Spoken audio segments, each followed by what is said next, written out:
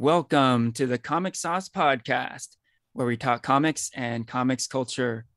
I am Henry Liu, and today I'm joined by Porfirio Rangel. Porfirio, how you doing? I'm doing really good, Henry. Happy to be here, like always. Awesome. I'm also joined by Christian Diadamo. Christian, how goes? Oh, how's it going? It goes well over here. It's a great day in the Bay Area today. Excellent. The Comic Sauce Podcast is on social media. Follow us at Comic Sauce Pod on Instagram and Twitter. And today we're going to talk some Eternals, the latest offering from the MCU. The third of four Marvel Studios movies of 2021. So we're going to get into it. So with Eternals, we all just saw this together last Sunday night. So it's fairly fresh in our collective brains. So we can get into it. Yeah. With Eternals, this is not a super well-known group of superheroes. So maybe we can start there. What was our background with these characters before seeing the movie? Did you guys know who the Eternals were? Did you read any comics, anything like that? Did you go in totally fresh?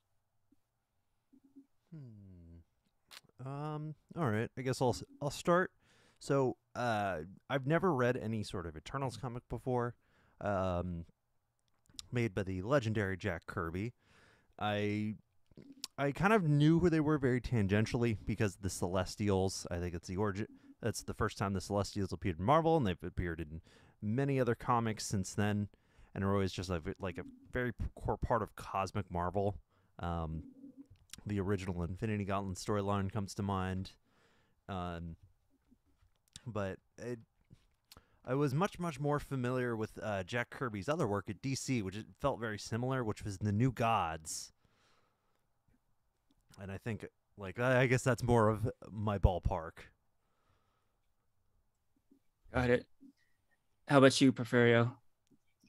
So I knew Eternals was always a Jack Kirby project and never read any of his comics, but I did over the pandemic. I read the run written by Neil Gaiman, and he did the Sandman series, All right. and I mean, Eternals is a freaking complicated team.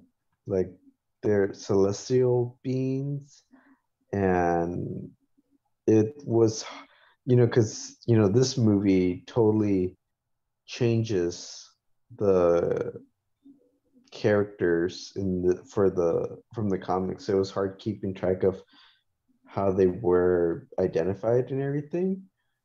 But yeah, they're just a really interesting bunch. Cool. Yeah. I went in pretty much 100% not knowing any of these characters. So it sounds like collectively we didn't have a ton of background knowledge. And yeah, like I knew very little. And I was actually kind of looking forward to get to know these lesser known characters. And I think that's pretty common with a lot of folks going in to see the Eternals movie. Not a whole lot of background, and yeah, these aren't household names. These aren't, you know, the Batmans, Spider-Mans, Supermans, Iron Mans of the world, right? These are much lesser known characters. So yeah, like I said, I think our background going in was pretty similar to a lot of other folks.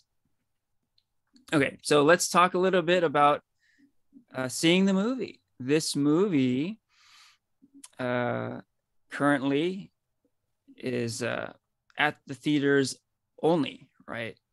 They again chose not to do what they did with Black Widow and have it be available on Disney Plus. So the only way to see it was in the movie theaters, and we all went together. And yeah, actually, the way we saw it was pretty unique. You want to talk a little bit about that, Porfirio? Yeah, sure. So we went as a group, you guys, Michelle, Megan, and a few other of my friends, and we went for to celebrate my 27th birthday. And yeah, I rented out a movie theater for us to go watch Eternals at Century in Daly City. And there was a group of 15 of us, and yeah, we had the whole theater to ourselves to watch it. Yeah, very cool. And happy birthday once again, Porfirio. Thanks. Yeah, happy And birthday. yeah, Yay. and this was a pretty cool way to celebrate a birthday, a private movie screening for a new Marvel Studios movie. Like, that's Uh-huh. awesome. And it was definitely a good time. So yeah, I think the atmosphere was good. Like, I had never done anything quite like it. Like, at the theater, this is a major multiplex, the Daly City Century. A lot of theaters there, and on the movie listings, they showed private movie screening 7 p.m. I'm like, oh shit, that's us. So that That's alone our was party. that alone was awesome. Yeah, it was exciting to see that. So the stage was set for a fun night out, and it was definitely an enjoyable experience. A great way to celebrate a birthday, no question. Hmm. Okay, so I think we're all anxious to get into the movie itself, and before we do that, I wanted to call out the fact that the movie experience, or I should say, the movie going experience is not the movie itself, right? So to say that we all had a great time getting together, going to this private screening, um, celebrating your birthday, Porfirio, that was all great. So I think we can't deny that. So the opinions that we're going to give about the movie have nothing to do with the movie going experience, which was pretty much across the board positive, right? So you all could probably tell where we're heading I with this I know. setup. I feel like you. I'm glad you're like reiterating this just to make it clear, just to be Disclaimer. clear. Yeah. right? So yeah, it's no surprise that there are going to be a lot of negative opinions given about this movie, but again, not to say that it has anything to do with the experience of watching the movie, and certainly not the great people we all got to see the movie with. Y'all are great people. So disclaimer over. And speaking of disclaimers, let's give the spoiler alert. No holds barred. We will get into plot spoilers, etc. for Eternals. So let's get into it. Now, what I was alluding to was the fact that the three of us are pretty split on this movie. We'll definitely get into that. But I did want to note that our opinions here are kind of a microcosm of what's going on right now. A lot of people are split on this movie. Critics are split. Fans are split. It's very divisive. So that's always pretty interesting to me when there's a superhero property that is divisive like this. So let's talk through it, man. I think we can start with what often we start with which is the positives. Maybe we can start with the positives of the movie. How about you, Christian? What were some of the aspects of this movie you enjoyed? All right, positives. So, um, I think, well, my opinion of it ended up being negative, I guess, overall of the movie. There are definitely some high points in this movie, and I think the first thing is probably the Celestials. I think that they looked great. There's something about the epic scale of them. Um, when you see what's his name, Arashem, and you see Ajak just in front of him, and the way he kind of towers over everything else, and it's such a grand scale to things. Like there's something like I think like very epic about this movie that the scale, the timeline, and what it's dealing with is just such a cosmic proportion. That's also like very very well shot. I will also add that you kind of feel that this is like a very grand movie with a lot of very grand ideas. You have um, concepts of like brought in from the Bible, with the beginning of Mesopotamia almost being like the Garden of Eden, and you have Ajak, a motherly character, and the rest of her Eternals are her children that she sets free into the world to kind of experience humanity for themselves and live their own lives.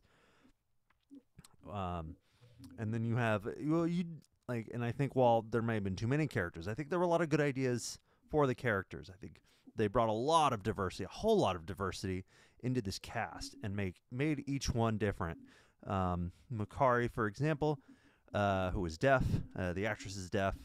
You and then of course, like you have what's his name? I'm blanking on the guy at the end. The guy's name at the end. The guy who was gay. Um, Phaedos, yeah, Fastos. Fastos. Yeah, there's just so many characters in this movie that it's kind of hard to keep track of with very like grand sounding names. So Fastos, I thought he was great.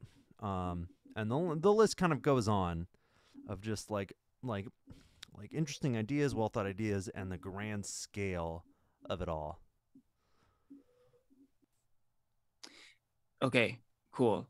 How about you, Porfirio? What did you like about this movie? Yeah, so I thought it was very like visually well done. I think that's like a big reason why Kevin Feige wanted the director Chloe to be part of this project, just because she has like this like you know creative visual aspiration that he wanted her to take with the Eternals, especially like a set of characters that we've never seen before in the MCU. And I think like no matter whether or not you like the movie, I think that's been like the number one thing that both critics and fans and again like people who disliked or didn't like the movie can agree on was just that like it was just visually well done. Um, but besides that, I think what I enjoyed about this movie was that it wasn't your typical MCU movie with like um like action scenes and the big bad guy and all this stuff. I feel like this movie kind of went a little bit more philosophical um and took on like this like deep meaning of like is the human race worth saving, like we're like god like creatures, like should we help them out, how much do we interfere in human existence, and just exploring those kind of issues and storylines I've always been intrigued with, like especially like in sci-fi films, like Blade Runner and um, just those movies that tackle those kind of issues.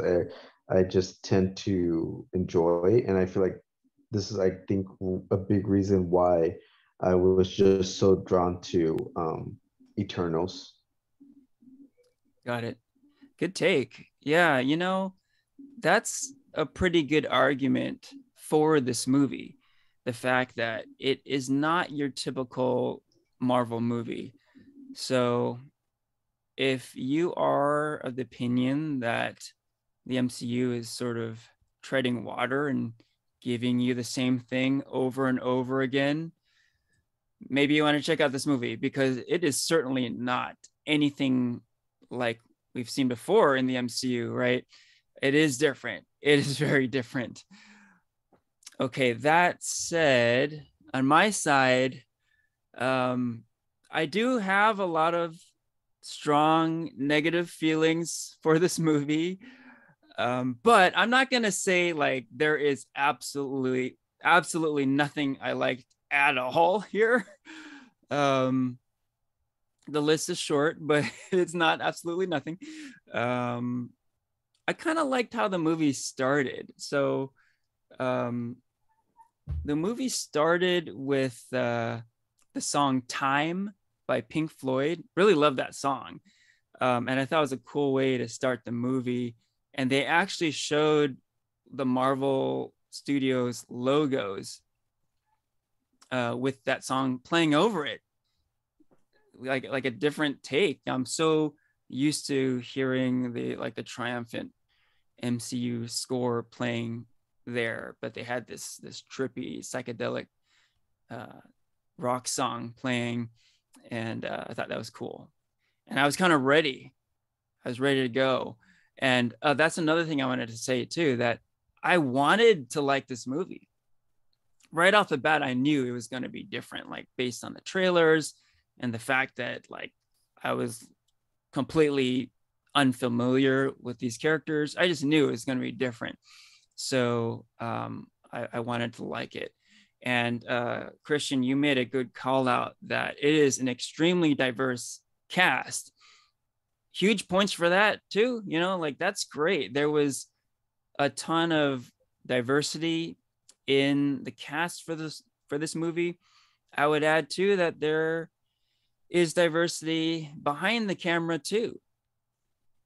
So for that alone, that's great. You know, I want to see more of that, and that was pretty refreshing. And really, that's all I liked about the movie. That's where the list ends. We can, revisit about things we enjoyed, but I'm certainly ready to get into some of the negative territory. Yeah, so I'm not alone here. A lot of people around the world have issues with this movie. So maybe we should go over some of the more obvious ones. Yeah, some of the stuff that I've been hearing come up quite a bit. And you actually kind of called it out, Christian. It's a pretty big cast. There are a lot of Eternals, right? I would say too many. There are too many characters in this movie. So a big downfall for the movie, I think, is that I never really cared about the characters in this movie. And I think the reason why, or certainly a big reason why, is that there's just too many. You can't develop that many characters over the course of 2.5 hours, right? So it probably would have been a better idea to shave down the main cast a bit. Yeah, any thoughts around the room here about the number of characters? Were there too many? Should they have highlighted a smaller group of them? Any thoughts there? Yeah, like I think going off what you're saying, which I think connects to another negative point, is that like, yeah, there's too many characters.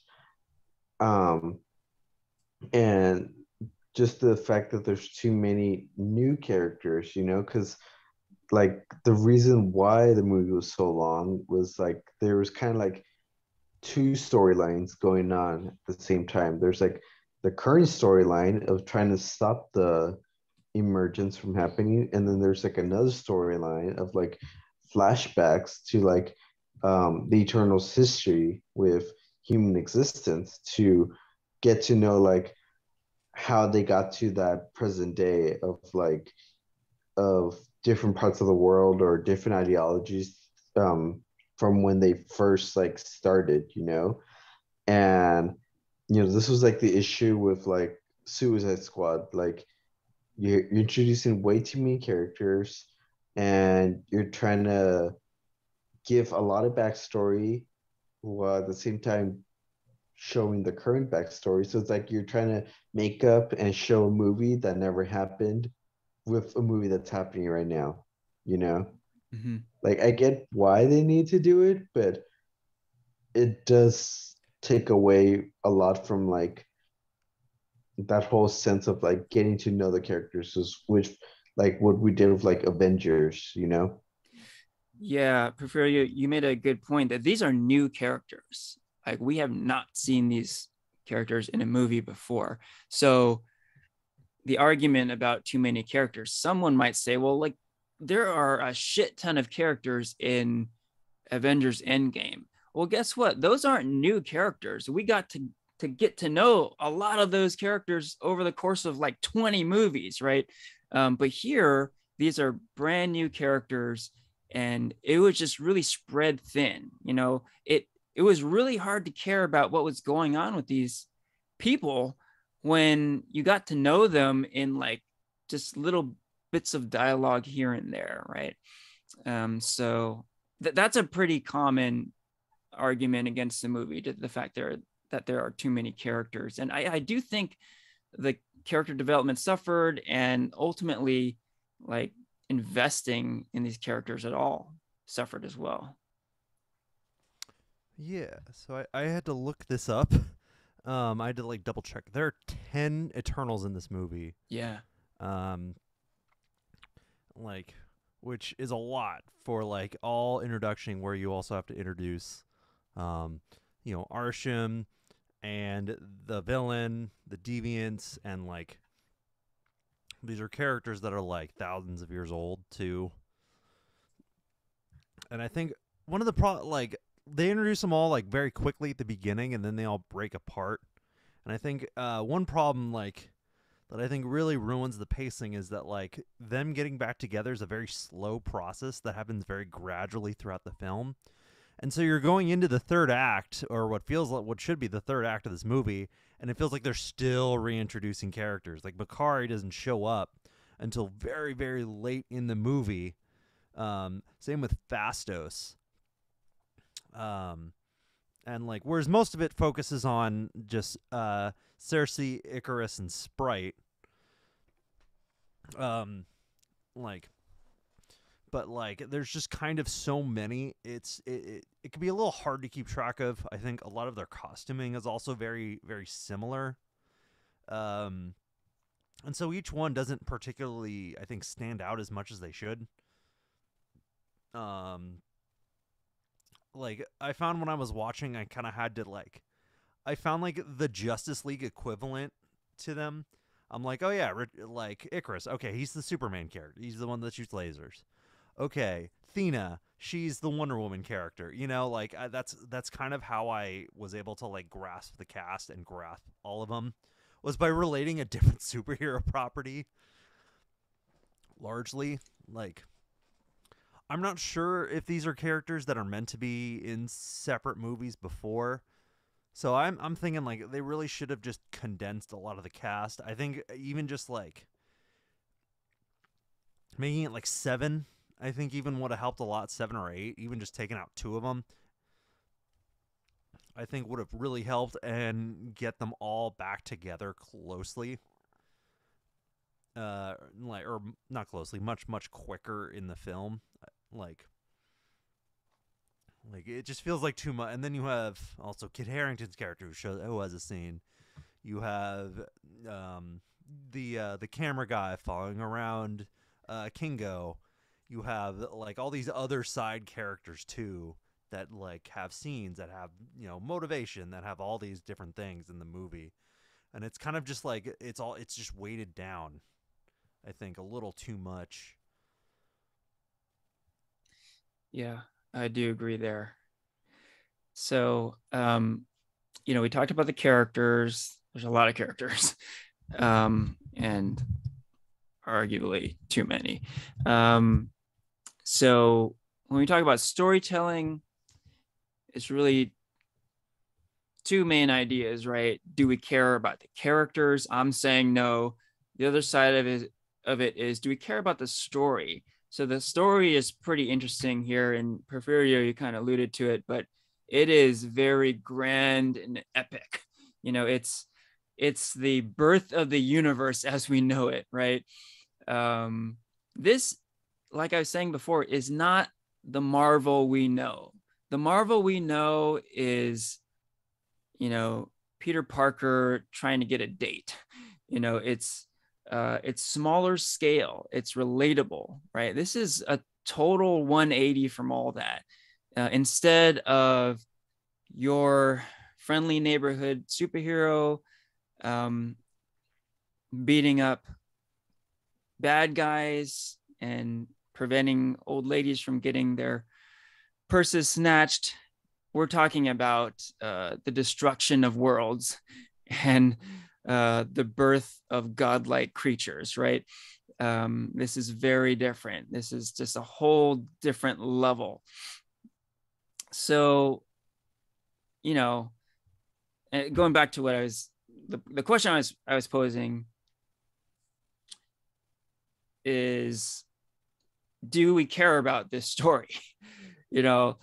I think it tends to be a little easier when there are relatable elements in the story. That's why we have gotten to know and love this sort of smaller scale storytelling. It's relatable, right? The neighborhood hero has troubles just like we have, and then in the end, it becomes big. Like the small scale hero has to save the world.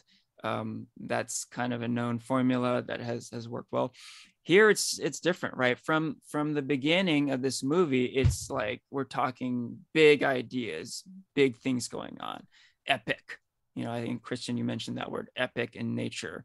How do we feel about that? How do we feel about like the epic story here? Did it work for you? Was it too big?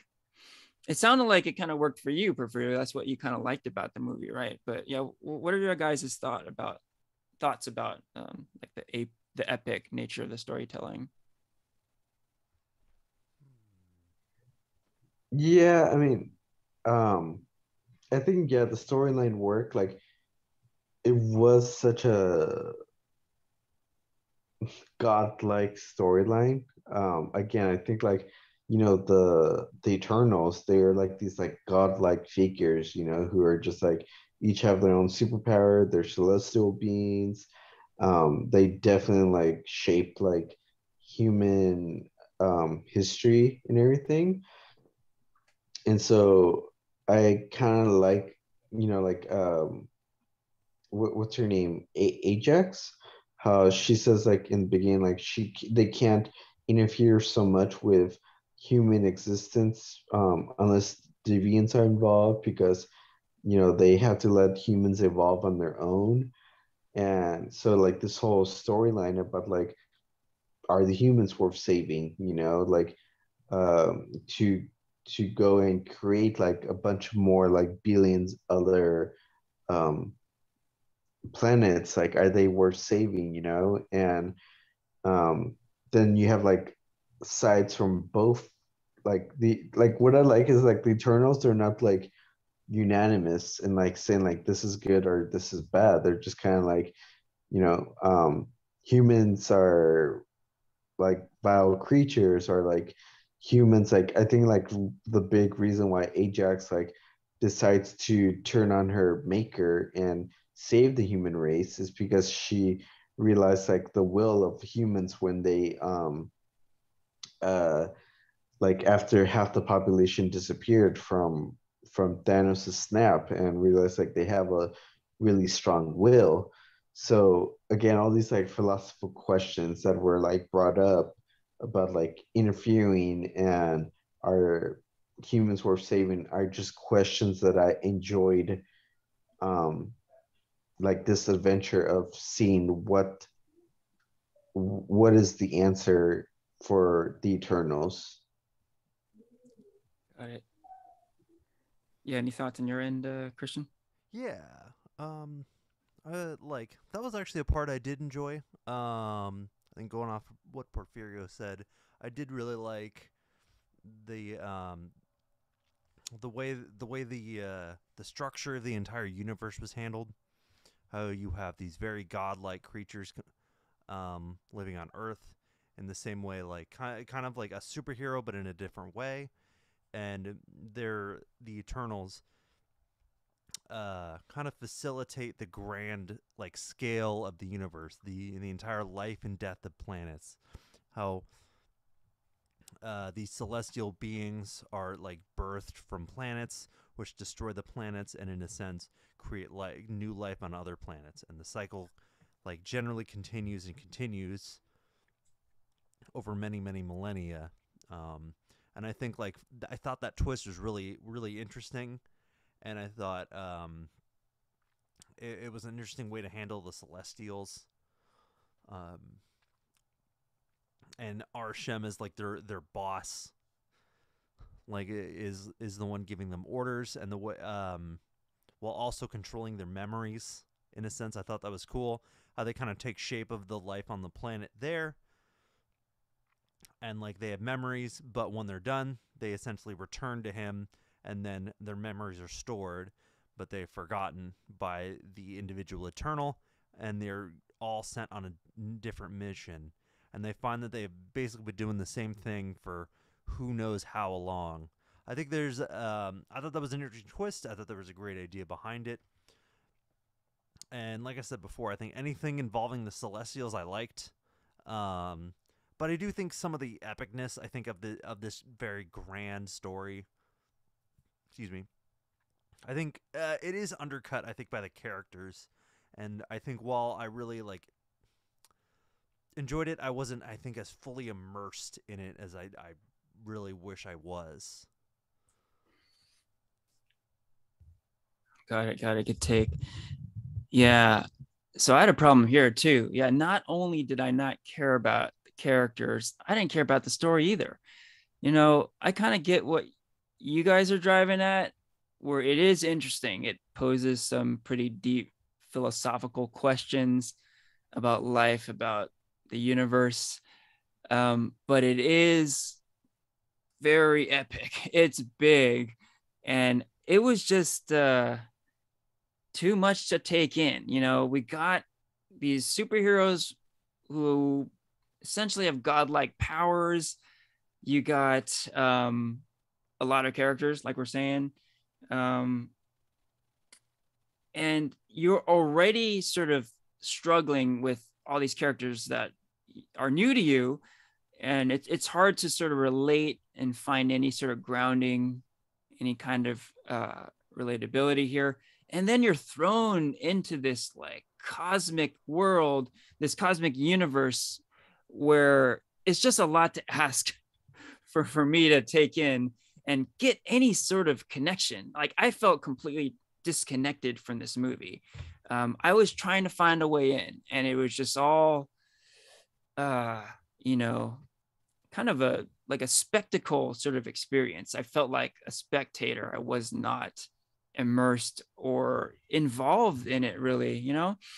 Um, so I part of this, I think, there's a personal preference side of this. I'm a big Marvel fan, but historically, I haven't been into cosmic Marvel a whole lot. Hence I was totally unfamiliar with these characters going in. Not a big reader of the Silver Surfer and that sort of thing. So I needed like an entry point. And, I think a little bit about how Thor was introduced into the MCU. So Thor is like a pretty out there character, right? When you think of Thor and Asgard and all that stuff, the Rainbow Bridge, it's pretty out there. But with that first Thor movie, they humanized him, right? Odin takes Thor's powers away. So that was kind of like an easing of that transition, right? Um, this movie took a completely different stance. Like, we're going to give you this epic story of the birth of the universe, and you're going to have to like just go for the ride, right? And I could not find a way in. This was just it didn't work for me. Like I said, I could not care about the characters or the story, really. So that was kind of the bottom line stuff on my end. So what else?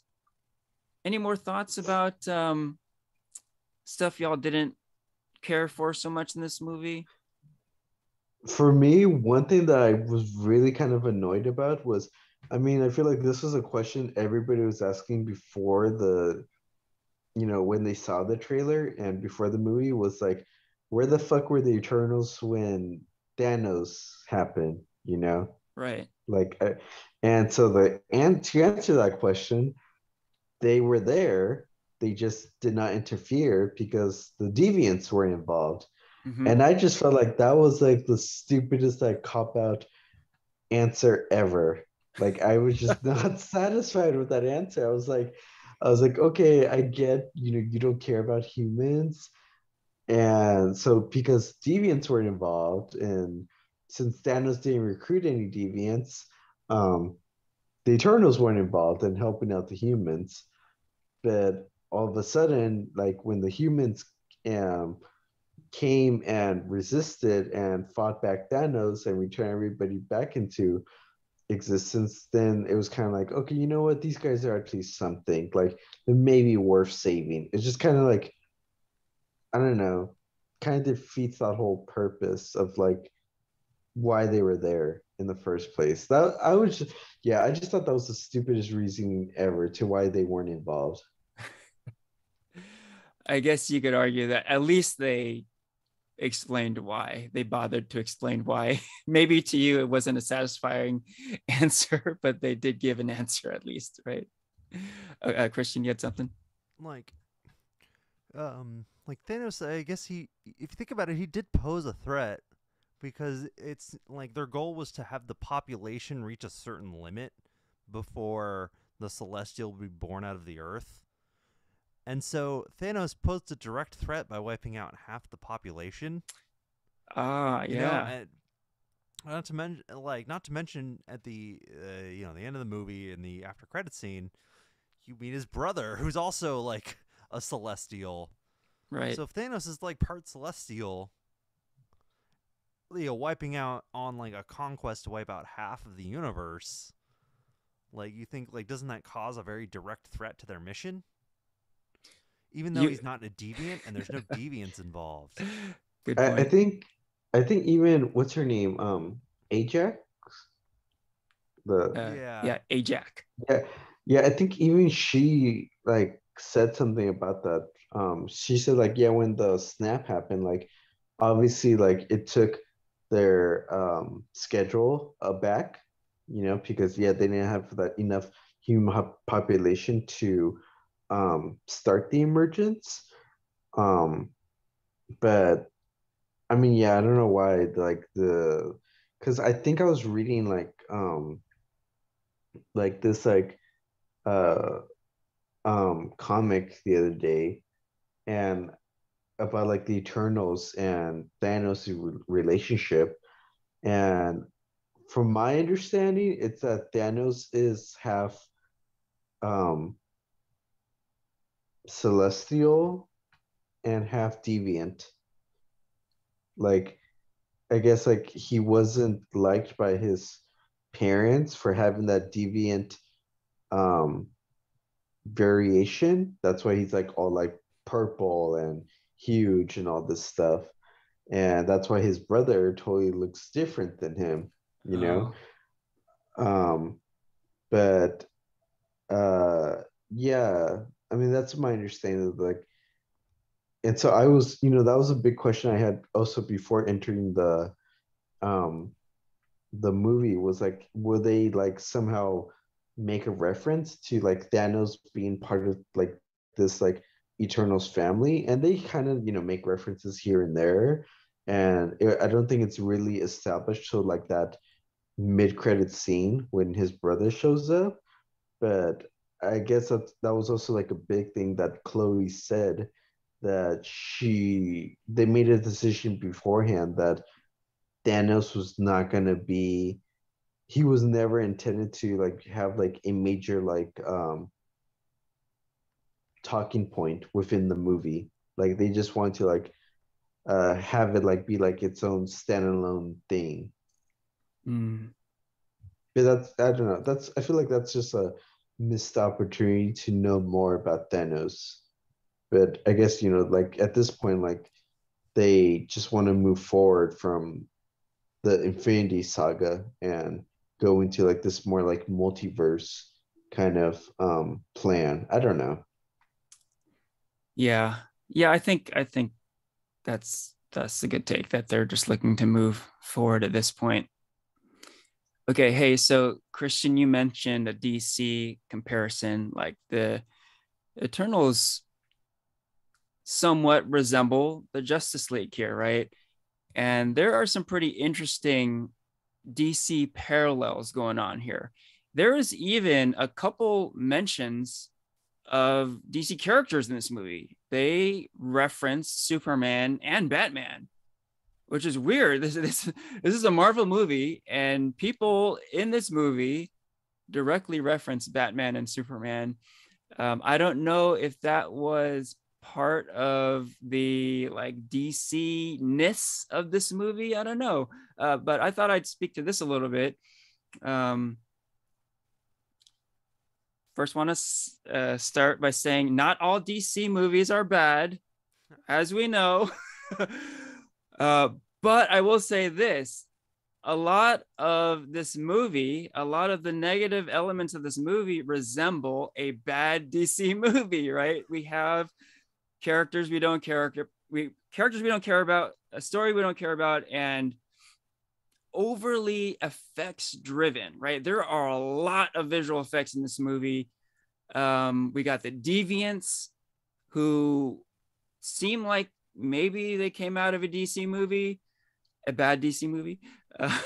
Um, it like I'm sure someone has stated this before, but this does feel like Marvel has made a DC movie. Um, yeah, any thoughts on that? Hmm. Yeah, I think I definitely know what you're coming at, and I think Porfirio even mentioned Suicide Squad before, um, and I guess this might be a bit of a tangent, but as far as DC ness of this movie, something I noticed or something I thought about like after watching this movie, so and I had to look it up after, so um, this this movie features the fourth evil Superman type character that we've seen in the past like year. Like Oh yeah. like because you got the boys, which came out about a year ago, Mm-hmm. and then Homelander. you have Omni Man from Invincible, Yep. and then this is kind of more of it's I guess it's more of 3.5. So if you go back to Zack Snyder's Superman, actually no, there's another evil Superman movie that just came out. Then you have Injustice, the animated movie, which I haven't seen, but it's about Superman breaking bad and going evil. And then you have that scene in Zack Snyder's Superman where Superman comes back to life and attacks the Justice League. And Right. now, after all of that, you have this movie, which features a character who's pretty much Superman being evil. And his and he's like one of the big bads of the movie as the big twist. Which, like, I don't know. Like, you could say that's almost a casualty of the pandemic because of the way the pandemic just shifted a lot of time schedules around for movies. But like, you see him, like, because I feel like I've seen Evil Superman so many times recently. When Ajax is dead, I'm like, oh, of course it was Icarus that killed him. Like when it was a deviant that killed him. I'm like, nah, he killed him. That's the twist. He's the bad guy of the movie. And lo Yeah. and behold, I was right. Mm-hmm. There you Like go. because it's like I don't know. Like it was like felt a bit like a bit of a knockoff of the Justice League. I felt at times. Yeah, I would add to that too. I gave like a pretty long list about how a lot of the elements in this movie resemble a DC movie, but I left one out, and that's the godlike powers. You know, the Eternals are incredibly powerful superheroes, right? And that has always been a bit of a problem with me with a lot of these DC heroes, right? They're hard to relate to because they are so powerful. I feel like Eternals has some of those same problems. On top of everything that I've mentioned, yeah, these are really powerful people, and it is hard to identify with them for that reason. Okay, here's another problem I had.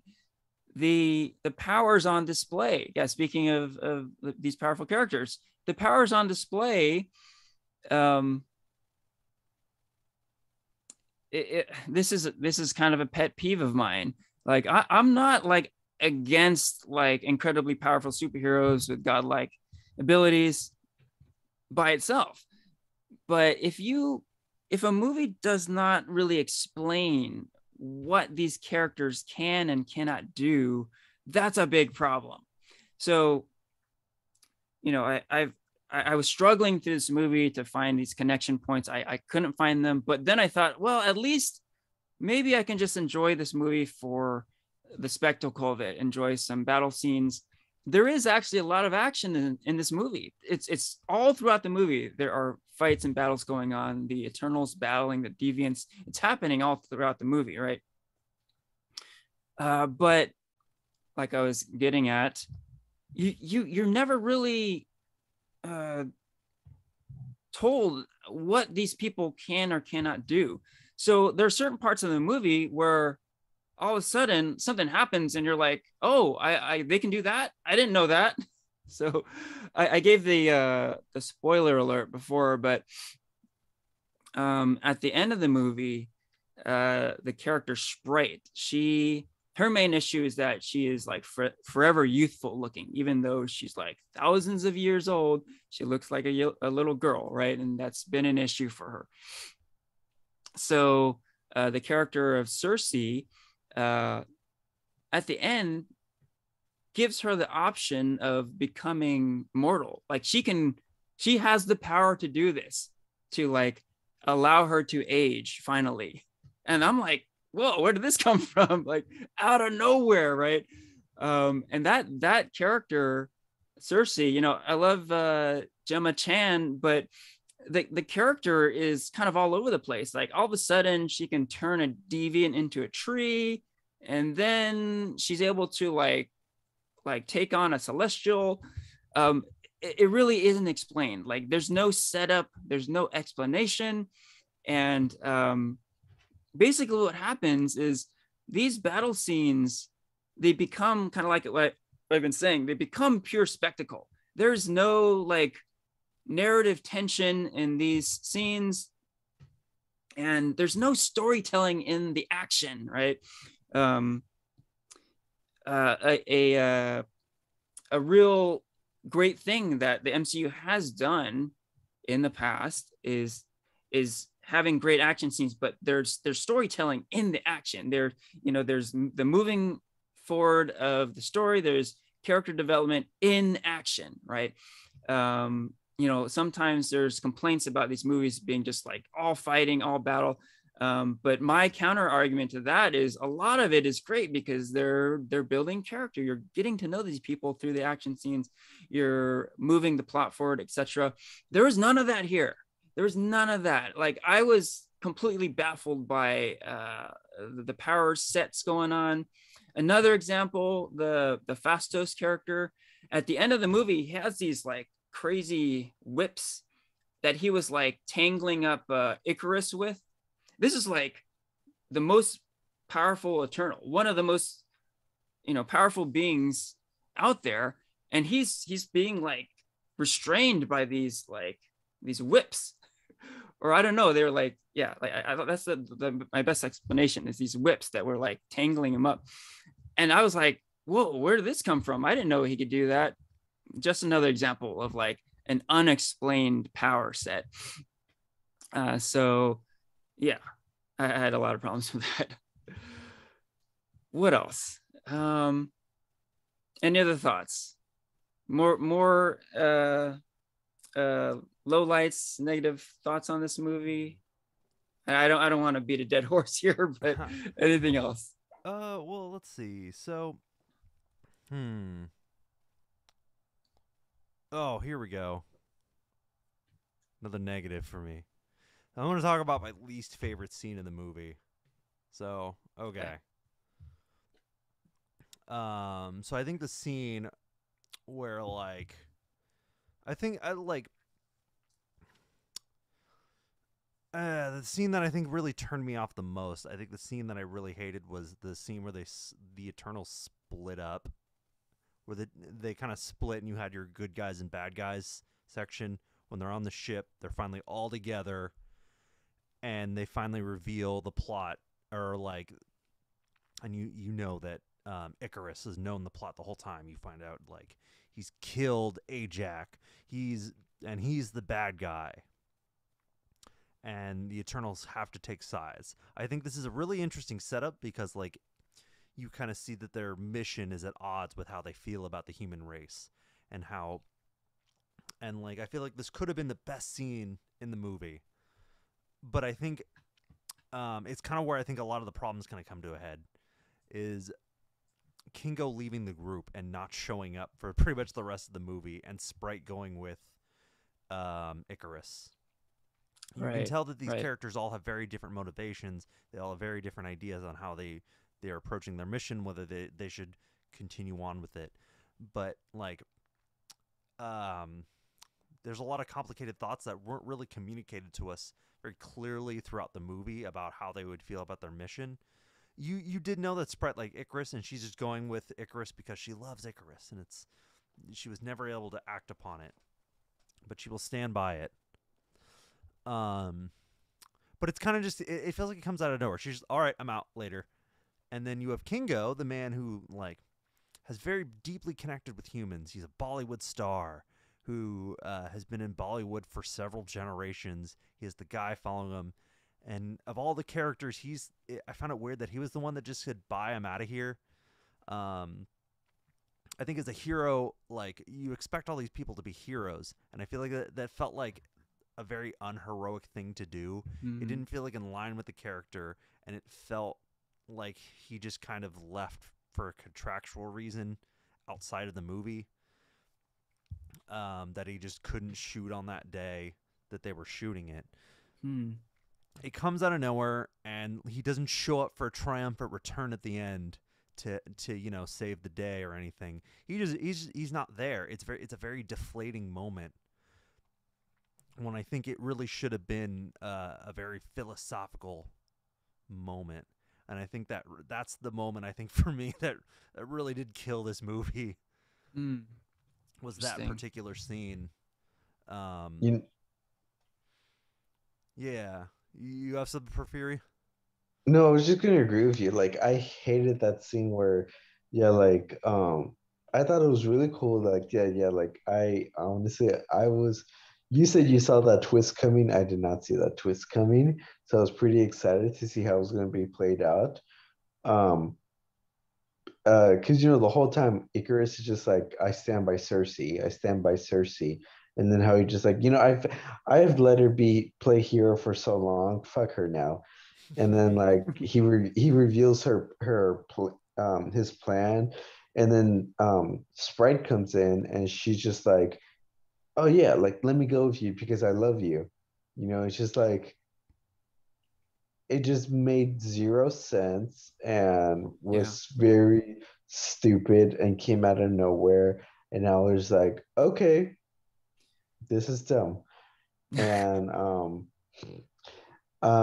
but yeah, I just agree with you. Like that was kind of a letdown kind of scene. Um, but yeah. Yeah, that's a good example of the character issues we have, right? So if there was a smaller set of characters and these characters that are developed, um, they would get more screen time. So when Sprite essentially declares her love for Icarus, um, as it is, it's like, huh? Right? In a more fleshed out character, you would know, like those longing looks earlier in the movie. It's like, yeah, they set that up, right? As it was, I think there was a scene of them in London where she says something like, get a room or let's get out of here or something. And I think that was about it. Like Sprite referring or speaking to Cersei and Icarus, right? Oh no, not Icarus, Cersei and the Kit Harington character, right? But yeah,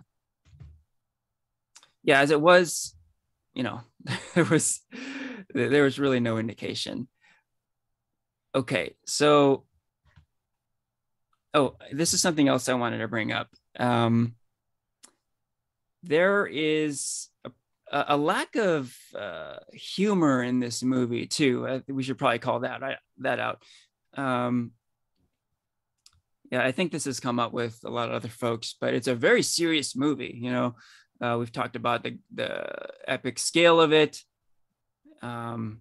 It deals with big stuff. It touches upon the Hiroshima bombing.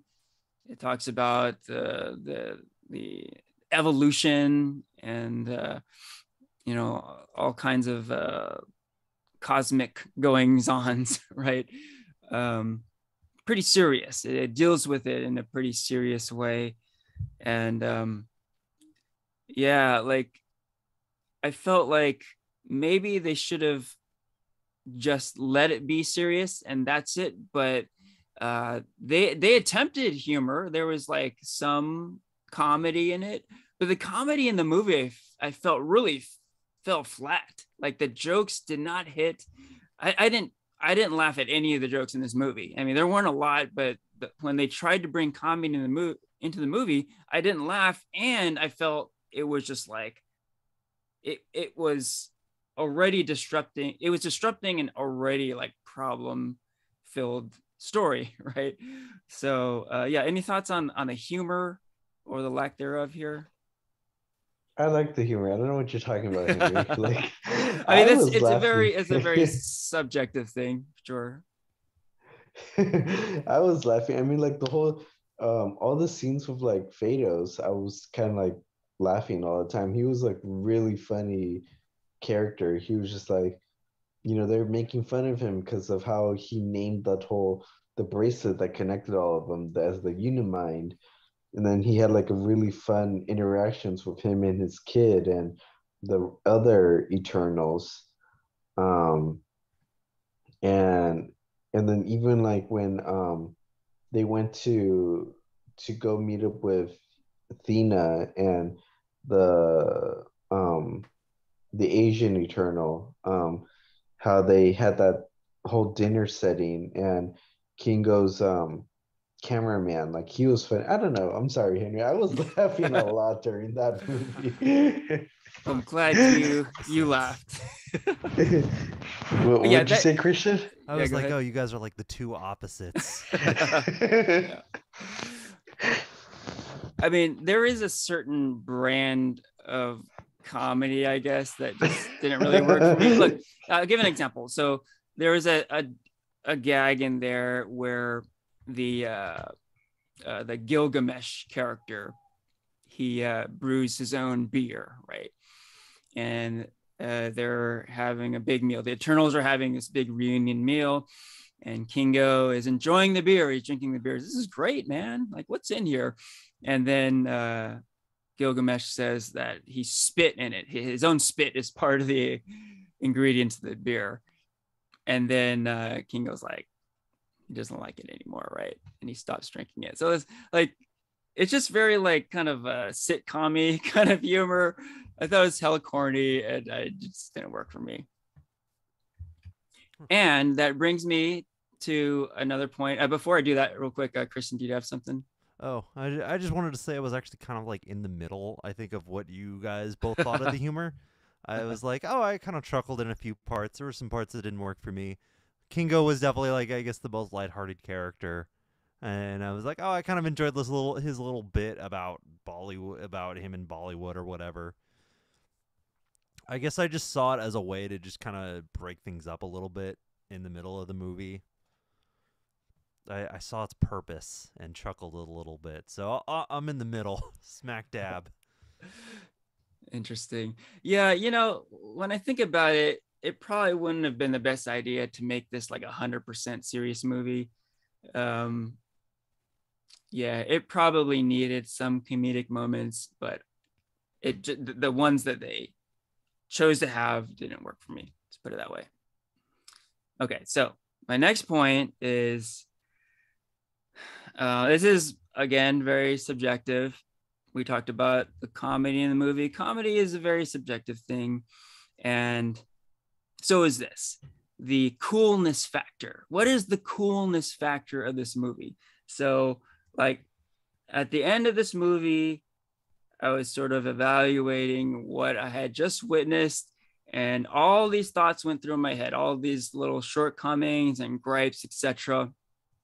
And then on top of all that, I thought, this is just not a cool movie. This is, and it again, it's super subjective, but that is another thing I really love about the MCU. MCU movies are fucking cool as shit, man.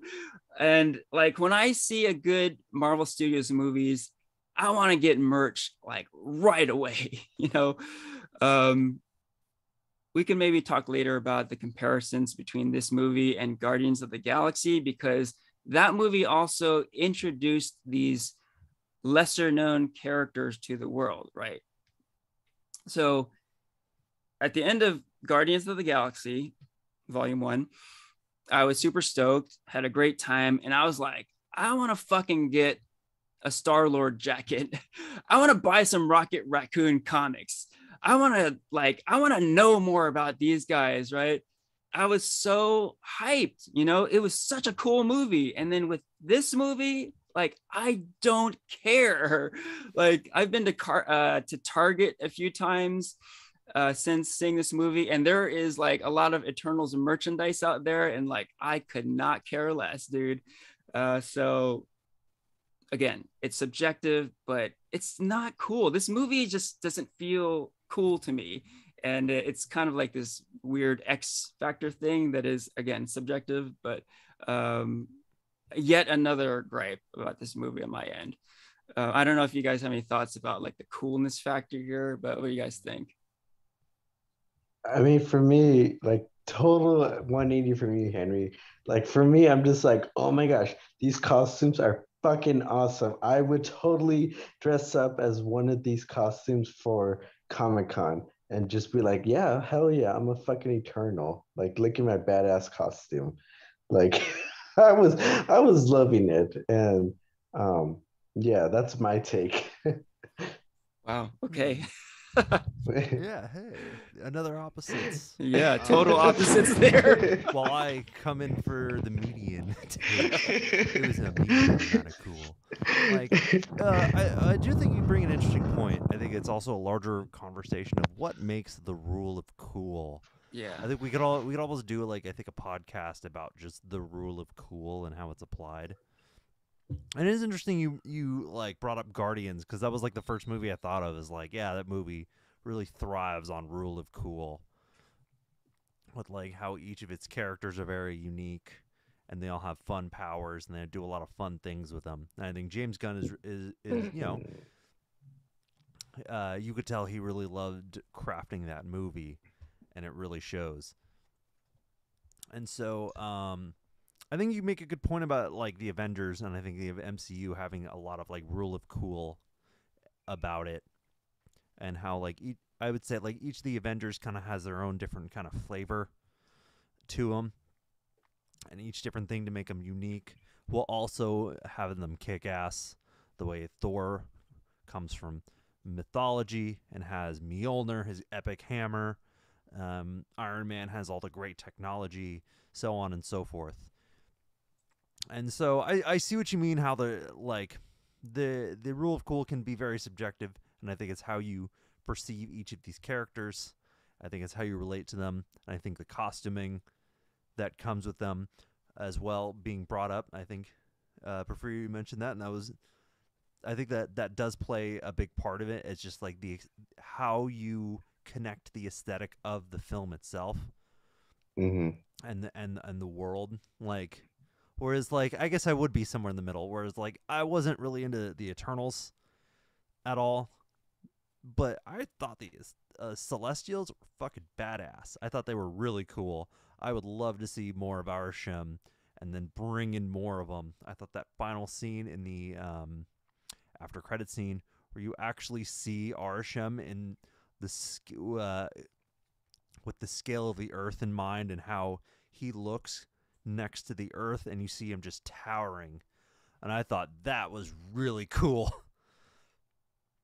Or when Ajak is talking to Arishem, and you see like the two connected and how just like the grand scale. I think that is where the rule of cool comes in with me with that specific character of Arishem and the Celestial being like half born. So I guess yeah, I'm somewhere in the middle. It was meaty and cool. All right, we got the full spectrum here. Excellent. Love it. This is cool. Like quite often we're all on the same wavelength. Today, not quite the case, but that's okay. That's okay. Okay, let's talk a little bit about post-credit scenes. Okay, this is a good transition because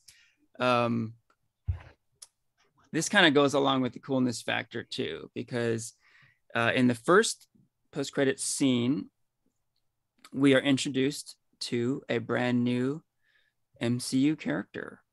Star Fox is introduced to the MCU. And yeah, Star Fox is certainly in the cosmic Marvel camp. So this scene kind of teases more of this universe.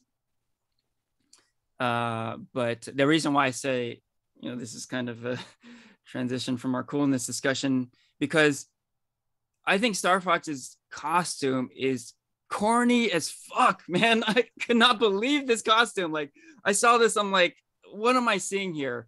Again, this kind of like goes back to some of the bad DC comparison, this dude looks straight out of like a bad DC EU movie. And I'm like, is this where we're going? Kevin Feige, like, is this happening? To me, this is almost like a potential jump the shark moment. I later came to find out that the actor who plays Star Fox is none other than Harry Styles, who many may know as a member of One Direction. So this is startling. This was startling information for me to process. I'm a little bit older. I'm from Generation X, and I have issues with this kind of music in the first place. But to have that world sort of infiltrate my my love, the movies of Marvel Studios, is very startling. I'm still processing it, but this is highly troubling.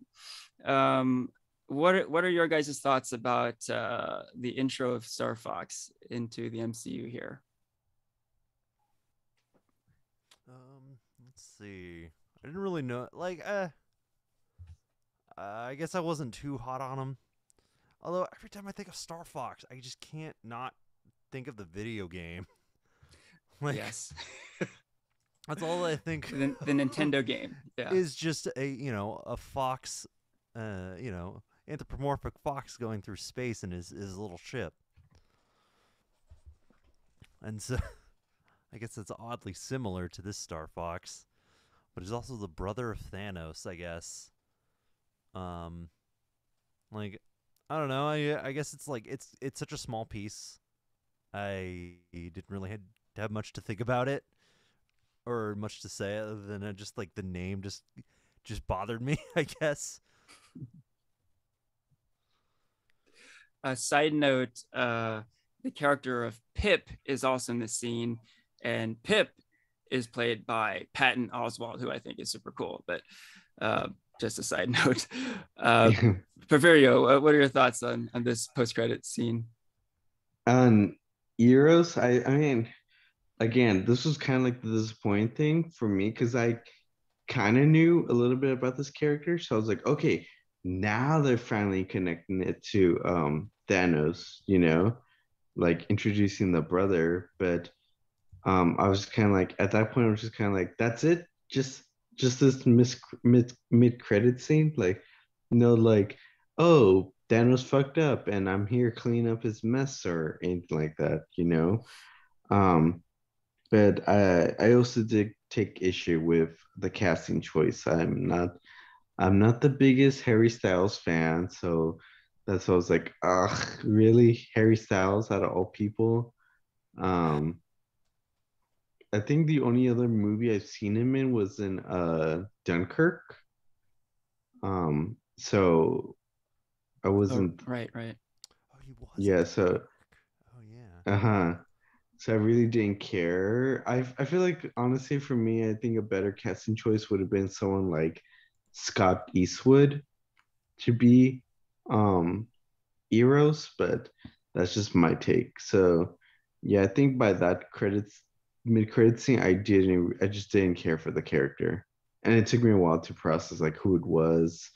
And then yeah, by the time I processed, I was like, no, then why didn't they do this earlier with like Thanos and all this stuff? But whatever. That's just my thing.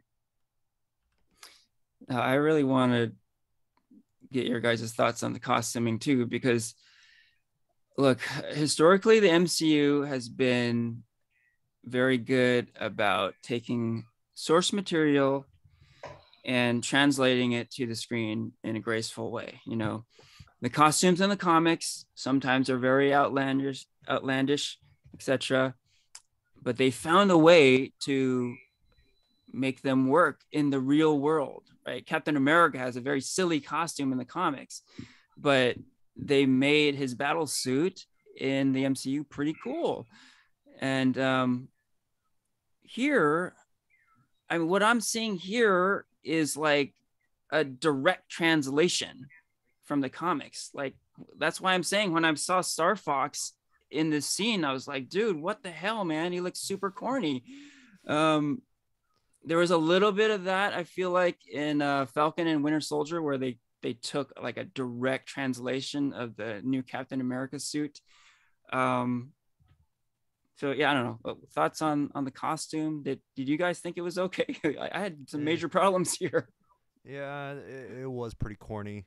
Um, like I didn't really care for it either. I guess I had no real connection to Star Fox, so I thought, I guess like him and Yeah. Pip did not Mhm. look very good at all. The CGI on Pip was also kind of bad. Yeah. Yeah, I agree. Okay, well, there's something we agree on there. Okay, so What, yeah, go ahead, Porfirio.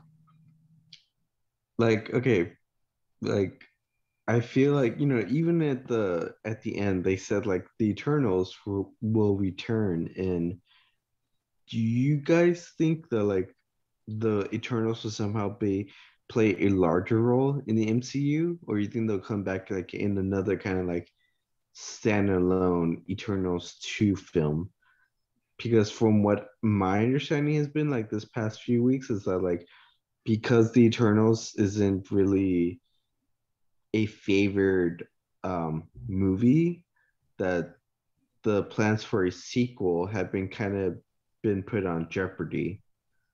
So, what do you guys think should be happening next? Should they have like their own sequel, or should they play like a larger role with the rest of the MCU? Okay, I have some thoughts here. So, along with all the problems I have with this movie, maybe number one is the fact that this is a proper MCU movie. What does that mean? That this is forever linked with everything, right? We cannot sweep this under the rug. This is here. We have to deal with it. This is part of the universe, right? In past shitty movies, we can just let them go, right? They're standalone and, you know, is what it is, right? Here, we can't do that, right? This is part of it. We have to deal with it. And it's such an epic story. It affects everything. It literally affects everything. It affects everything in the universe. It explains all this stuff, right? And the way it ends is, you know, the Celestials are not happy with what's happened, and they're going to like come back and have some sort of judgment, right? So that's where it kind of leaves off. That's like the cliffhanger aspect of it. So you pose a good question, Porfirio. Like, what do you think is going to happen next? Will there be an eternal sequel? Will there be any continuation of the story at all? I think they have to have some sort of continuation. Like they can't just like stop it dead in its tracks because, like I'm saying, the MCU is all connected, and so far, it hasn't really been a problem because it's all been pretty good, right? But for me, for a lot of folks, this movie is a big problem.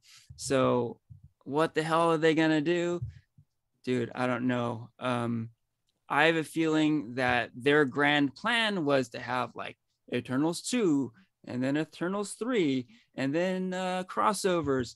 But as it is, I think it'll just be a more minimized story. And they will continue the storyline somehow. It seems like it was referenced in Shang-Chi, right? But I think it will be somewhat minimized. I don't think it will play out in like an Avengers type scenario where like there will be some sort of epic event involving everything we saw in this movie. Yeah, it'll be kind of a minimized sort of thing, I think. Yeah, like I think one of the best parts of the MCU that we've seen over the years is that they do stick to their guns. We've seen, I think, Thor 2 is always thrown around as like the worst MCU movie, but of course, in Endgame, they went back there and they revisited that movie Yeah. For the Infinity Stone. They didn't brush it under the rug. It happened, and they referenced it in Thor Ragnarok as well. And so I think Eternals probably needs a bit of that Ragnarok treatment. I'm not saying it should turn into the same exact type of movie that Ragnarok turned into, but I think the idea and the core premise, I might rework it a little bit. But I do think the world of the Eternals, there's a lot to mine from. I think Cosmic Marvel's really cool, and that they can really expand upon the Celestials with the Fantastic Four, for example. I think that would be a good way to I think that might be a good property to cross over with if they do decide to cross over, or maybe Captain Marvel. And like I do want to see what happens to Arishem and his judgment that they might save for a later date. But I wouldn't mind putting down the Eternals for a minute, like while they build up some more new characters and kind of see what works and what doesn't. We've had a lot of Marvel this year, and there's a lot of different directions that we've seen. We're starting to see the universe go with not time travel, the multiversal element of Loki, and the kind of street crime more element of Falcon and the Winter Soldier, and of course many others. And so I think it's something to come back. I would love to see elements of it, but I think I could wait on Eternals 2. I think they need to find a really good idea, and they need to find a way to condense the Eternals a little more and really like refocus on what what would make them great and what would make a great movie. hmm I was reading like that possibly the next big Marvel film to reference the Eternals might be, or that makes the most sense is Fantastic Four actually. Mm, Yeah. Uh, cause yeah, yeah. you know you like you were saying Christian how like what's the celestial being, what's his name, Arsham.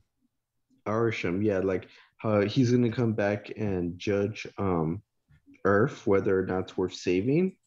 Like there's like I've been reading that like maybe the best way to like move forward is like he comes back and says that like he doesn't want Earth to exist, and so he sends like Galacticus to come and be like an eater of the planet, you know? Oh yeah, that's a good idea. Yeah, you guys are making some good points here. Yeah, I think the way Kevin Feige operates is he kind of allows a lot of stuff to be thrown out there, but um, he doesn't follow through on all of it, right? So I don't know. I don't even know if he has a set idea on like the next major villain of the MCU. Who's the next Thanos going to be? I don't know if he has an answer for that. I think. Isn't it King? I mean, it certainly seems like Kang, and I would be on board with that. But I think like there might have been kind of a feeling out process here. You know, he might have been like, well, this Erisham guy kind of pans out well. Maybe that'll be like the next major conflict, like this whole like celestials judgment of Earth. Um, but based on fan reaction and just how well the movies and the shows work out, maybe we go another direction, right? So I don't know. Right now, it does seem like Kang is the right way to go, um, but it certainly felt like they were kind of testing the waters a bit here, and Uh-huh. maybe you know Uh-huh. failing in this case. Okay, I have another question for you guys. Like Henry was saying, like the Eternals is part of the MCU now. Like, there's no ignoring this storyline, but there's a big part of the storyline that has to, I feel like you can't ignore and has to be addressed in future MCU films, and that's the existence of a celestial being on Earth. You know, like Cersei froze a celestial being. So Yeah. that's pretty freaking hard to miss. Like, how the hell are like the Avengers gonna like respond to that and be like, where the fuck were we? You know, like who are these Eternals people? Like, what are Celestials? Like, how were I really want to know. That's the big questions that gone in the back of my mind that I've taken out of this film is like, how are they gonna? Because even there's like even news outlets at the end of the film, like that this giant creature showed up, you know, near this island. Like, how are they gonna fucking address that? That's my question. That is a good question. And this is a problem with the MCU for a while, like so many of these movies have like potential world ending events. And you always wonder, like, where are the other superheroes, right? Other than the Avengers movies, you're like, how come so and so didn't show up for this other guy's movie, right? And yeah, and that kind of goes back to the comics. Even when I was a kid reading these comics, I was like, where if the world was going to end, don't you think like a handful of other superheroes would have been able to help out or something, but what I'm driving at is sometimes you just can't explain it. Sometimes you just kind of gotta let it go.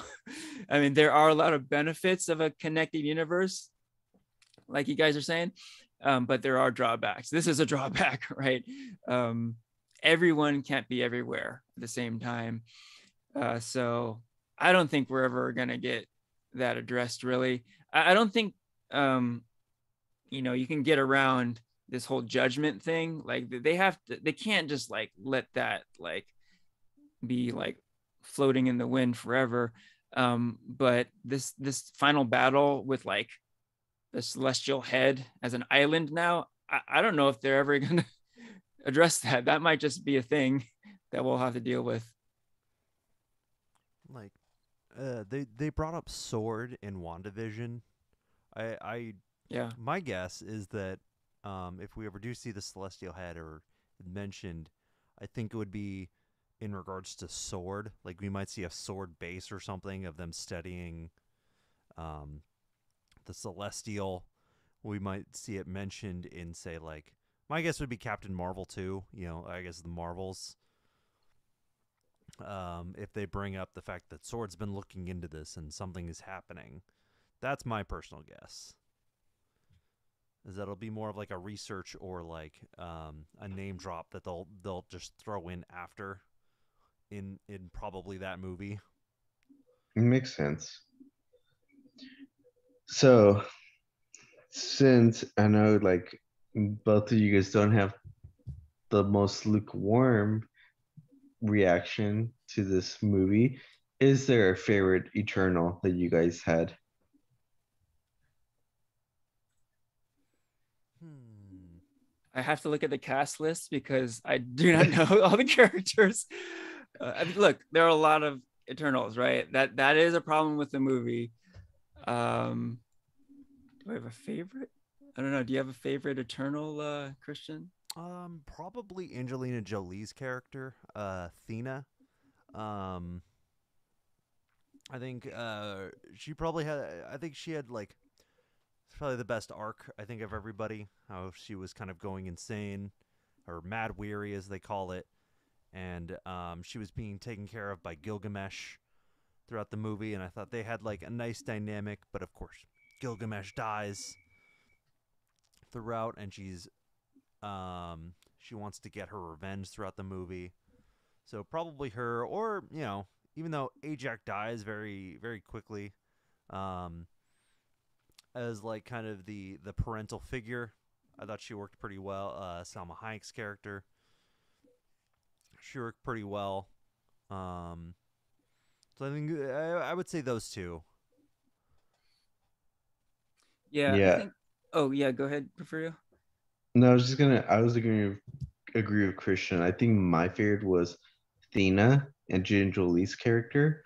Um, just because, I mean, you talked about like the whole like relatability, Henry, and I think like for her, she just felt like the more humanized Eternal. You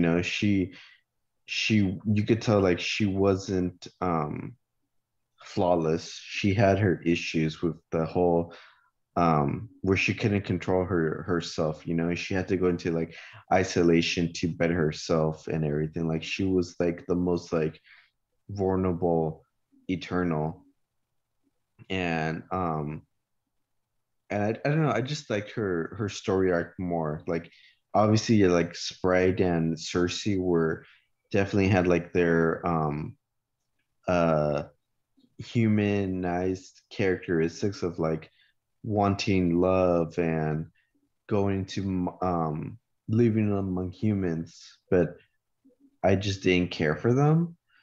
And but besides Thena, I think the other character I really enjoyed it was uh Fatos. Yeah. Oh, I thought Fastos. Fastos, yeah. I just thought he was fucking hilarious. And like yeah, like his character's storyline also just made sense to like why he didn't like humans, and then like why he totally like changed his mind. It was like, like it goes back to into this whole like reason why I love like the philosophical take on the Eternals was like, you're human to like fall in love, find happiness, live and die, and I just felt like that's what he found, and why he decides to help humans at the end. Yeah, cool. Yeah, I think I would pick Fastos also. I mean, Brian Tyree Henry is great. Like, I'm just a big fan of his work. Like, Into the Spider Verse, Atlanta, Godzilla versus Kong. Like, he's always good. So I guess that would be my pick if I had to pick one.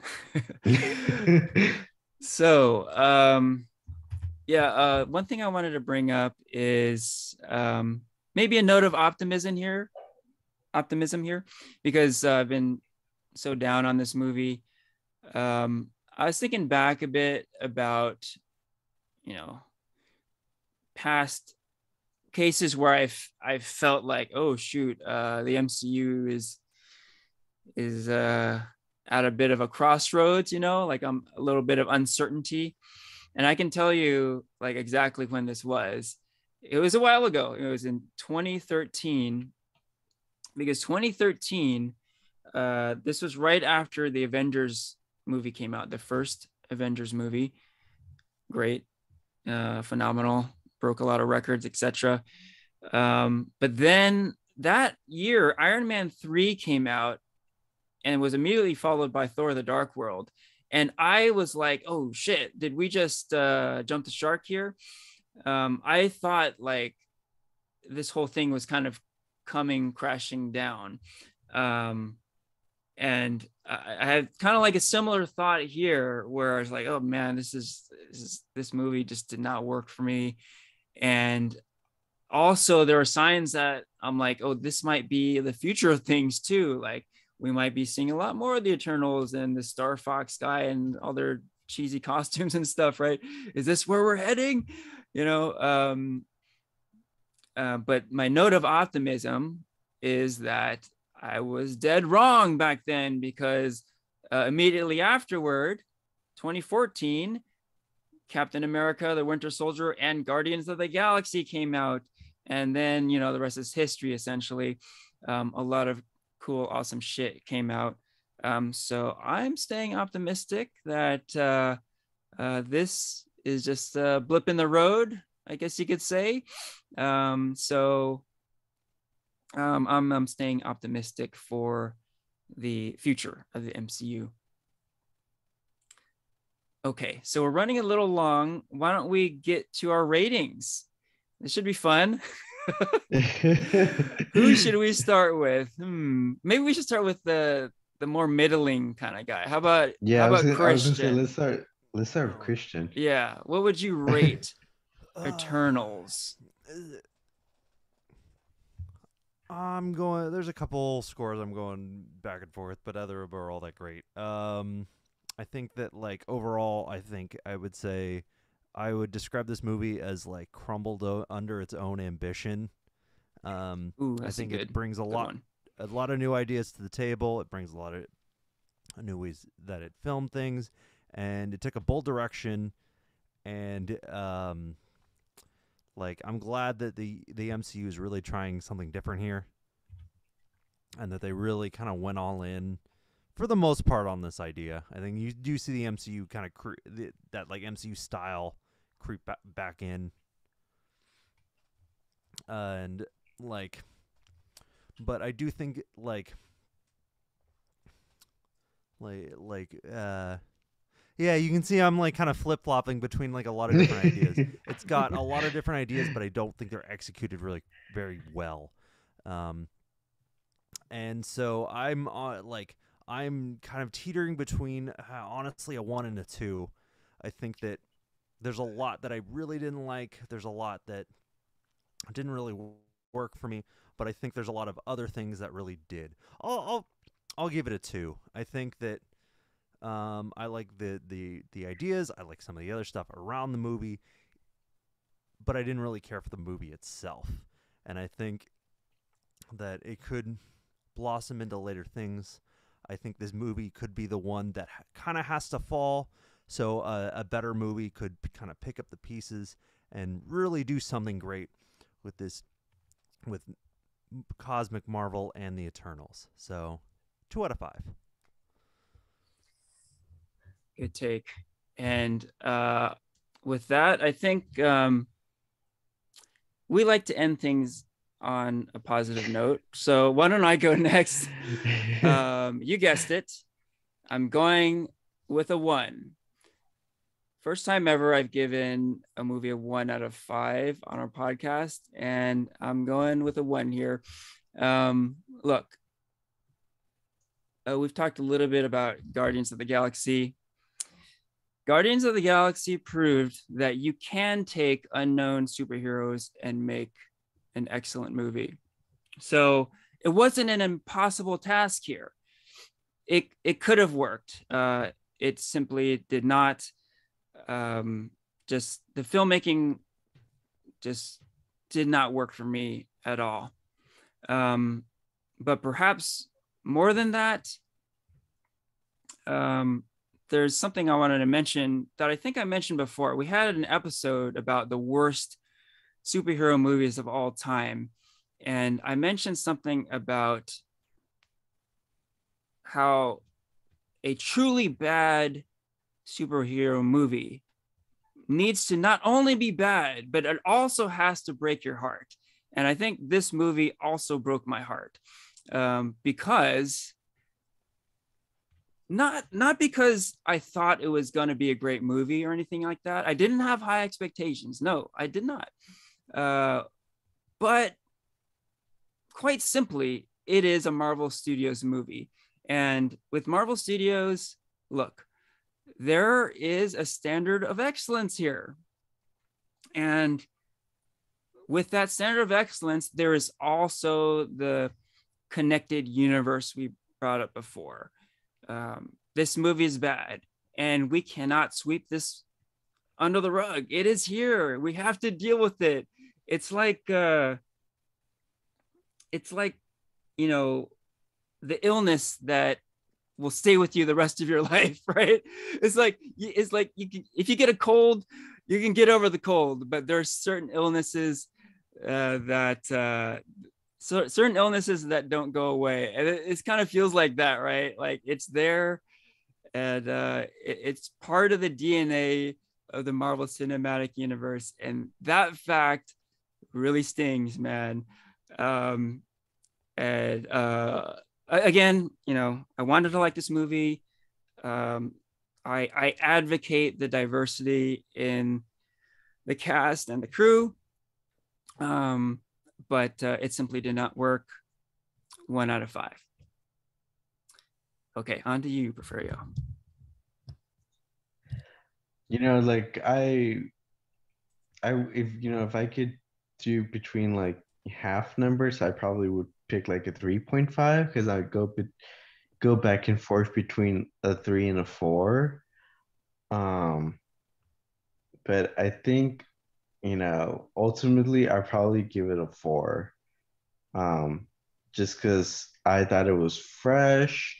I like the visuals. I like this whole like philosophical take it did on it. The action scenes were great. I guess like the main issue I had with it was just that it was too long. That like you didn't care for the characters. It was hard to create character development. I loved the storyline. I like the humor and the costumes. And I just like this whole like settings of like the god-like characters. But it was just too many characters to keep track of, too many characters to care about, and yeah, the storyline was just all over the place. But yeah, that's my take. Excellent. So, like I mentioned, we're all across the board here, and that does kind of reflect what's going on out there. There's a lot of division on this movie, and that's fine. That's okay. We're still friends, right? Okay, with that, we can wrap up the episode. This is farewell from Henry, Porfirio, and Christian.